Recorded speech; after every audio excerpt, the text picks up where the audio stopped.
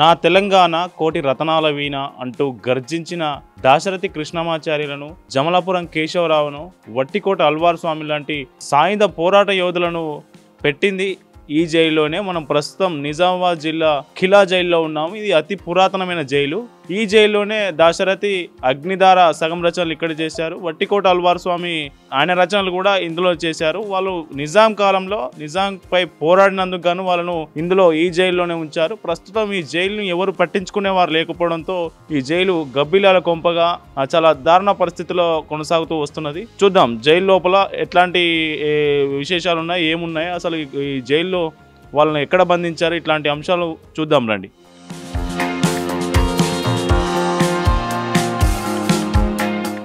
మనం ఇక్కడ చూడొచ్చు దాశరథి రాసినటువంటి వాక్యాలను ఈ గోడలపై ఉంచారు. అయితే గత ఎంపీ నిజామాబాద్ ఎంపీగా కల్వకుంట్ల కవిత ఇక్కడ ప్రాతినిధ్యం వహించినప్పుడు దీనికి కొంత నిధులు కేటాయించి ఈ జైలును చారిత్రక ప్రదేశంగా తీర్చిదిద్దాలని, డెవలప్ చేయాలని కొన్ని నిధులు కేటాయించడం జరిగింది.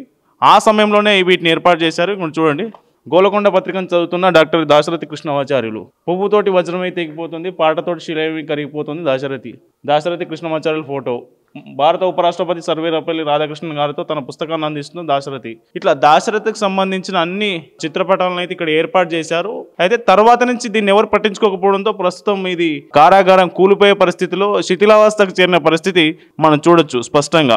నిజామాబాద్ నైరుతి దిశలో ఉన్న ఈ కిలాను 10వ శతాబ్దంలో రాష్ట్రకూటులు నిర్మించారు. ఈ భూ ఉపరితలం నుంచి దాదాపు 300 మీటర్ల ఎత్తులో ఉన్న ఈ కిలా రఘునాథ్ ఆలయం పక్కనే ఉంది. ఛత్రపతి శివాజీ తన గురువైన సమర్థ రామదాస్ ఆదేశాల ప్రకారం ఈ శ్రీరాముడి దేవాలయాన్ని 3900 చదరపు అడుగుల విస్తీర్ణంలో ఇక్కడ నిర్మించారు.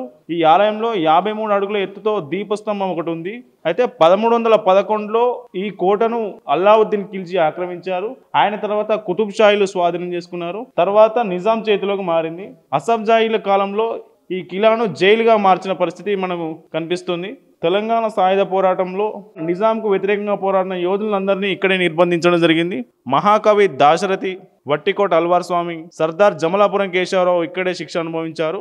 భారతదేశంలో హైదరాబాద్ సంస్థానం విలీనమైన తర్వాత కూడా ఈ కిలా జైలుగానే కొనసాగింది. 10 ఏళ్ల క్రితం వరకు కారాగారంగానే ఇది కొనసాగింది. ఇక్కడ జైలును సారంగపూర్ సమీపంలో నూతన బిల్డింగ్కి తరలించడంతో ఈ చారిత్రక ప్రాంతం ఖాళీగా మారిన పరిస్థితి మనకు కనిపిస్తూ ఉంది. నిజాం వ్యతిరేక పోరాటంలో భాగంగా దాశరథి కృష్ణమాచార్యులు, వట్టికోట అల్వార్ స్వామి 1948లో ఈ నిజామాబాద్ జైల్లో శిక్షణ అనుభవించిన పరిస్థితి కనిపిస్తుంది.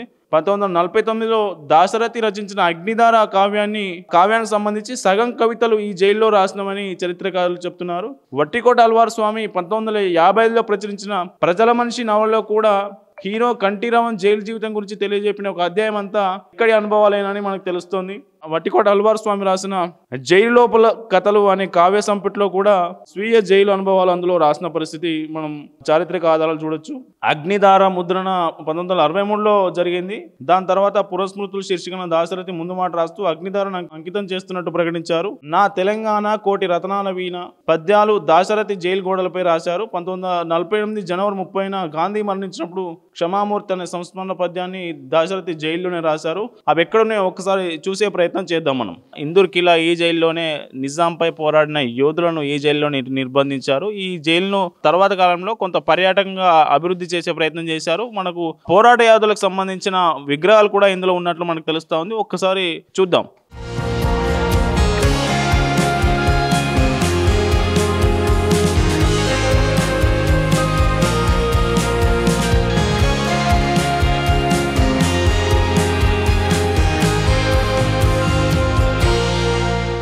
ఇందూర్ కిలాపై ఉన్నటువంటి రఘునాథ్ ఆలయంలో ఒక ప్రత్యేకమైన అంశం ఏమిటంటే ఇక్కడ ఉన్న 53 అడుగుల శిలా ధ్వజస్తంభం. ఈ శిలా ధ్వజస్తంభాన్ని దాదాపు 1000 సంవత్సరాల క్రితం ఏర్పాటు చేశారు. మనం అప్పుడు శిలా ధ్వజస్తంభాన్ని మనం చూడొచ్చు. ఈ శిలా ధ్వజస్తంభం మీద వీళ్ళు గరుడ దీపం వెలిగించేవారు. అప్పటి ఆలయంలో గరుడ దీపం వెలిగిస్తే చుట్టుపక్కల ఉన్న అన్ని గ్రామాల ప్రజలు ఈ గరుడ దీపాన్ని చూసిన తర్వాతనే వాళ్ళ ఇళ్లలో వాళ్ళు దీపాలు వెలిగించుకునే పరిస్థితి ఉండేదని ఇక్కడ మనకు ఇది ఆలయ చరిత్ర చూస్తే స్పష్టమవుతున్న విషయం ఇది. ఈ శిలా ధ్వజస్తంభం మనం చూడొచ్చు. 53 అడుగుల ఎత్తు, దాదాపు 1000 సంవత్సరాల క్రితం ఏర్పాటు చేసినప్పటికీ కూడా ఇంకా చెక్కు చెదరకుండా అలాగే నిటారుగా నిల్చొని ఉన్న పరిస్థితి మనం చూడొచ్చు.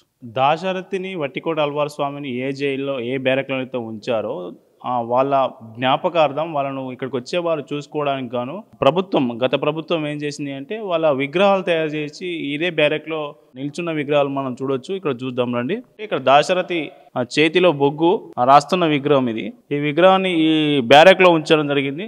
ఇది దాశరథి కృష్ణమాచార్యుల విగ్రహం, అటు నిజాం సైనికులు ఇద్దరు.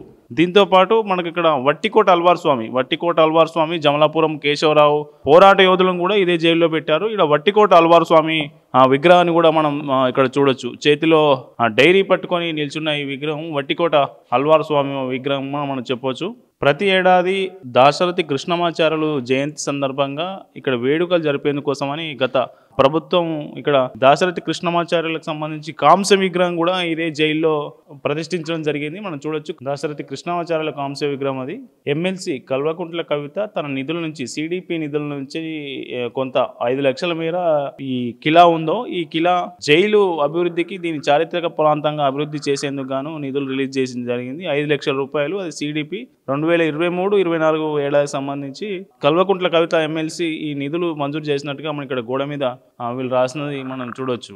నా తెలంగాణ కోటి రత్నాల వీణ అంటూ నిజాంపై తన కలంతో గలం విప్పించినటువంటి దాశరథి కృష్ణమాచార్యులు ఉంచిన జైలు ఇది. వట్టికోట అల్వార్ స్వామి, జమలాపురం కేశవరావు లాంటి తెలంగాణ పోరాట యోధులు జైలు శిక్ష అనుభవించిన జైలు ఇది. ఇట్లాంటి చారిత్రక నేపథ్యం ఉన్నటువంటి జైలు ప్రస్తుతం పావురాల కొంప, గబ్బిలాల కొంపగా మారిపోయింది. దీన్ని కనీసం పట్టించుకునే నాదుడు లేకుండా పోయారు. ఎక్కడికక్కడ శిథిలావస్థకు చేరింది, కూలిపోతున్న పరిస్థితి మనకు కనిపిస్తూ ఉంది. రాష్ట్ర ప్రభుత్వం ఇప్పటికైనా దీన్ని పర్యాటకంగా అభివృద్ధి చేయాలని ఇక్కడి స్థానికులు కోరుతున్న పరిస్థితి ఉంది. మన ప్రభుత్వం దీన్ని డెవలప్ చేస్తుందా, పట్టించుకోకుండా ఉంటుందా అనేది చూడాలి మనం. కెమెరామెన్ సాయితో కరుణాకర్, ఇందూర్ కిలా.